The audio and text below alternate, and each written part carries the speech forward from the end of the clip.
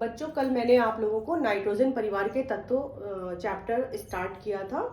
आज हम जो बोर्ड परीक्षा में बहुत ही महत्वपूर्ण प्रश्न है, जो प्रत्येक वर्ष उसका जो प्रश्न का थोड़ा सा स्वरूप बदलकर पूछा जाता है, उस प्रश्न को आज हम समझाने जा रहे हैं। प्रश्न ये है, PF5 होता है परंतु NF5 नहीं होता है। इस तरीके का प्रश्न भी आ सकता है, और दूसरा भी आ सकता है कि P जो फास्फोरस है PCl3 और PCl5 दोनों यौगिकों का निर्माण करता है, जबकि नाइट्रोजन जो है वो NCl3 बना सकता है, NCl5 नहीं बना सकता। तो इस तरीके के प्रश्न आते हैं। उन प्रश्नों के उत्तर को हम इस प्रकार से लिखेंगे। मैंने कल भी आपको बताया था कि जो नाइट्रोजन है वो असंगत व्यवहार करता है। अन्य जो आप उसमें पांचवें समूह के तत्वों में नाइट्रोजन तत्व असंगत व्यवहार करता है। तो देखिए यहाँ पर नाइट्रोजन परमाणु के संयोजी कोश में जो बाहर के जो अंतिम कोश के इलेक्ट्रॉन होते हैं उनको संयोजी कोश बोलते हैं।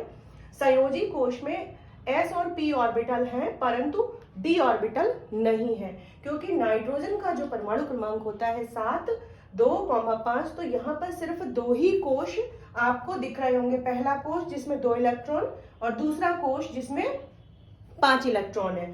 तो हम जानते हैं कि बोरबरी के नियम के अनुसार पहले कोश में 2 और दूसरे कोश में 8 इलेक्ट्रॉन ही मैक्सिमम रह सकते हैं। तो 8 इलेक्ट्रॉन अर्थात जब हम sp-df में उसका इलेक्ट्रॉनिक विन्यास करेंगे तो देखिए जो आपके बाहरी इलेक्ट्रॉन है s और p ऑर्बिटल में जा रहे हैं, और s और p ऑर्बिटल के अतिरिक्त कोई भी ऑर्बिटल दूसरे कोश में उपस्थित नहीं होता है। तो इस वजह से जो इसकी ग्राउंड स्टेट है, हम जब इसमें देखते हैं तो सिर्फ 3 ही इलेक्ट्रॉन जो कि अनपेयर्ड है, यानी कि जो नाइट्रोजन है त्रिसंयोजी संयोजकता अपनी व्यक्त करता है।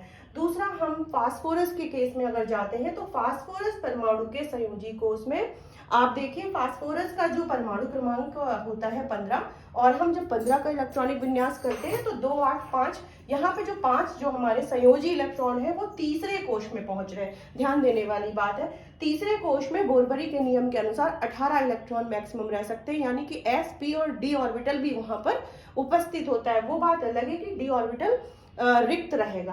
तो यहाँ पर जब हम इसका इलेक्ट्रॉनिक विन्यास 5 का करेंगे तो देखिए 3s2, 3p3 और 3d0, क्योंकि जो इसकी ग्राउंड स्टेट होगी, आद्य अवस्था होगी, उसमें जो फास्फोरस है वो जो फास्फोरस का जो p ऑर्बिटल है उसमें 3 अनपेयर्ड इलेक्ट्रॉन होंगे, ठीक है, और d ऑर्बिटल बिल्कुल खाली होगा। लेकिन जो एक्साइटेड स्टेट होगी उसमें s का जो s ऑर्बिटल 3s में जो 2 इलेक्ट्रॉन है वो इलेक्ट्रॉन जंप करके d ऑर्बिटल में आ जाएगा। तो इस प्रकार यहाँ पर हम नीचे वाले में जब देखेंगे जो उत्तेजित अवस्था है, एक्साइटेड स्टेट इलेक्ट्रॉन की, उसमें ये 5 इलेक्ट्रॉन आपको अनपेयर्ड दिख रहे होंगे। तो 5 अनपेयर्ड इलेक्ट्रॉनों के कारण ये पंच संयोजी फास्फोरस हो जाएगा। इस कारण जो फास्फोरस है ग्राउंड स्टेट में 3 और एक्साइटेड स्टेट में 5 की संयोजकता व्यक्त करता है। तो उत्तर हमारा स्पष्ट है कि नाइट्रोजन में d ऑर्बिटल नहीं है, फास्फोरस में d ऑर्बिटल है, और एक्साइटेड स्टेट में फास्फोरस पंच संयोजी संयोजकता व्यक्त करता है। तो ये हम इस तरीके से जब हम लिखेंगे तब हमको 2 अंक मिलेंगे। धन्यवाद।